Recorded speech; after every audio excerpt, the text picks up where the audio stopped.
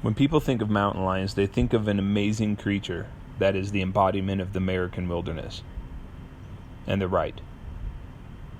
There is also a huge stigma, even among deer hunters, when it comes to hunting a mountain lion. There are some conservationists that will tell you that they need to be hunted to control their population. Fortunately and unfortunately, this is not true.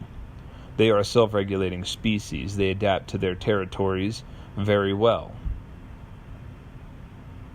My main reason for hunting them is the simple fact that, on one hand, their meat tastes like the best pork you've ever had. And on the other hand,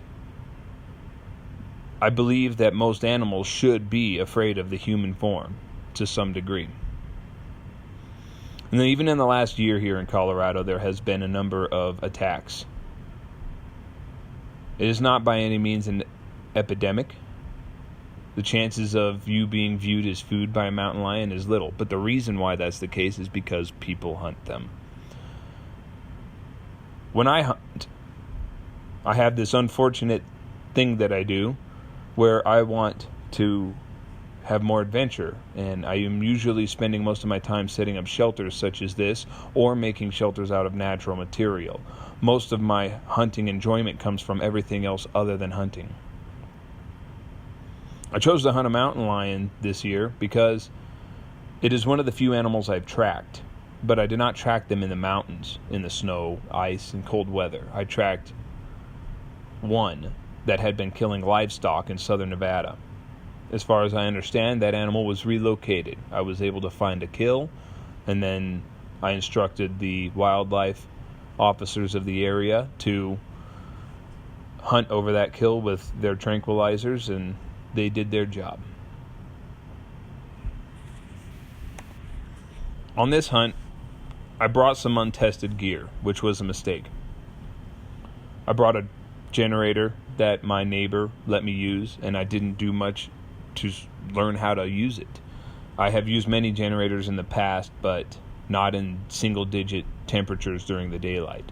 So I found myself having a hard time keeping that thing running. At night, it was well below 15 below.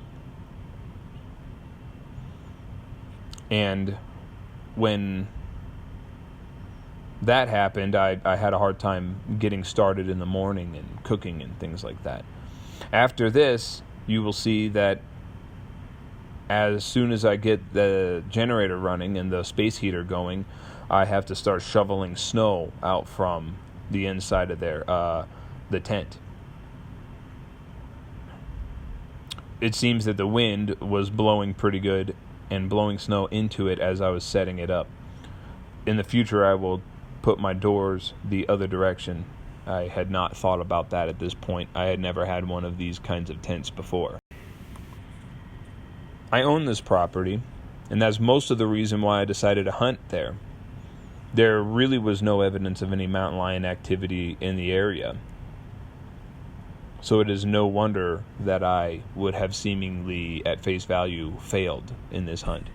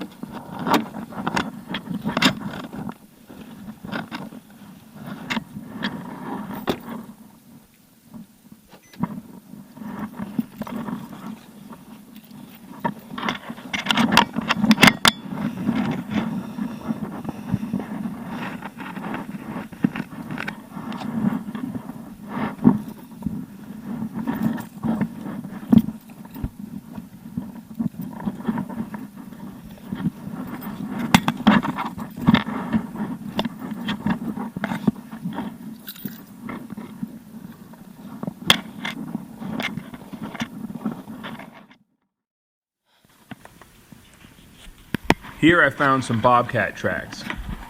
They're not big enough to be a mountain lion. They're bigger than what you would consider a normal house cat. At the time, though, I believed it could be possible that they were a juvenile mountain lion of some sort. But fresh cat. In retrospect, I know for a fact that they are bobcat. There is a lot of fur around the outside of the pads and toes, and this is not a common area for mountain lions.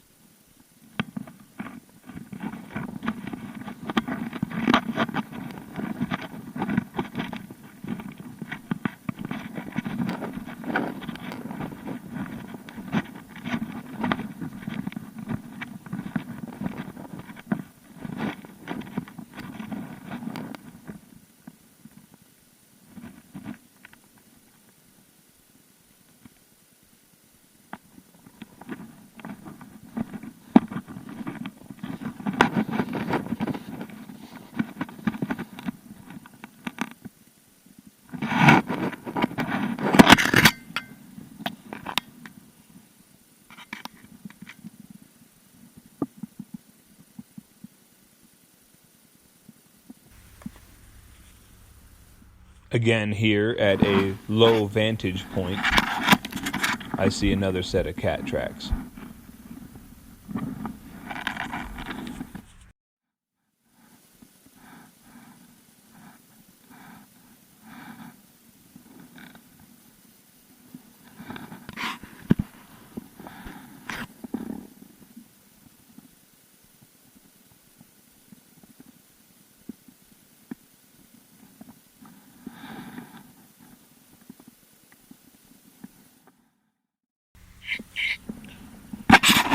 Right here, not far from that last set of cat tracks, I sat for quite some time, and I noticed a beautiful animal, a coyote, that was right across that valley, just under that hillside. He sat and watched me as I sat and watched him for a good period of time. I wish only that I had a telescopic lens to get a picture of him. He had a very nice red color on top of the normal coyote colors. I actually find the coyotes in Colorado to be a very beautiful animal. In southern Nevada, there's a lot that are just small, thin coats, kind of mangy.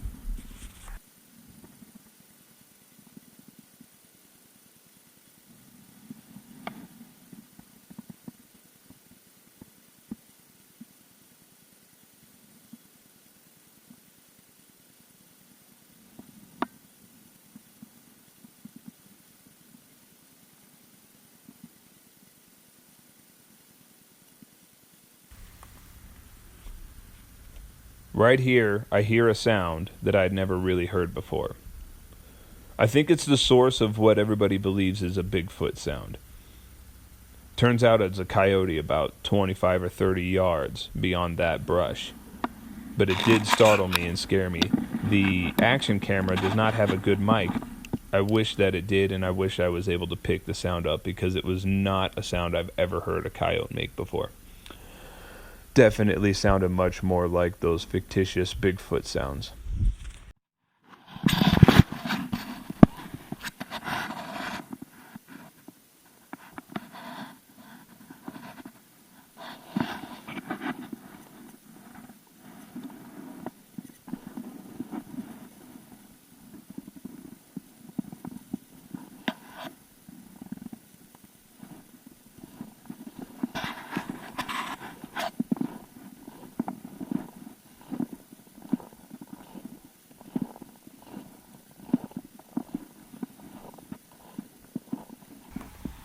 All in all, this trip was not a failure.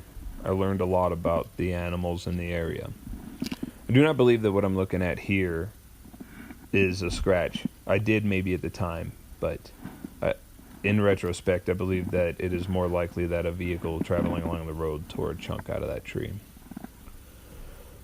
Among the things that I learned include that felines, they don't like deep snow. I think it's their precise nature and their short legs. Every spot in that area that had a vantage point that could see any kind of distance and had anything less than a half an inch of snow, there was evidence that a cat had been in there. This is something I never would have found in the Mojave Desert, as we thought that snow was a myth through most of our childhood. All in all, it really was just an excuse to get out, get into the mountains, and study an animal that I will always want to know more about. I am almost happy that I didn't get a chance to see one. I may not have pulled the trigger. I have a lot of respect and love for this particular animal, and I would question whether or not I really needed to kill it.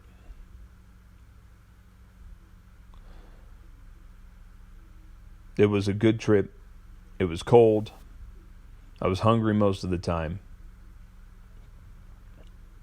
And I believe that it's good to expose yourself to those kind of difficult scenarios on a regular basis. I could only imagine how the people who lived this way felt on a daily basis. I suppose that you get used to anything.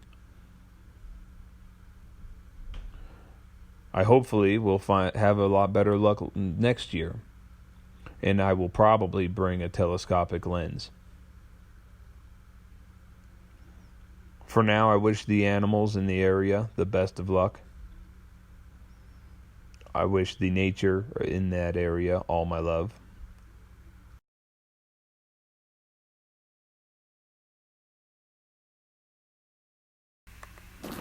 The next time I hunt in anything in this area will likely be antelope. Maybe elk. That will probably not be for another couple of years. For now, I will just look at this piece of land and that horizon and just ponder the day that I get to build a house here and live here with my family.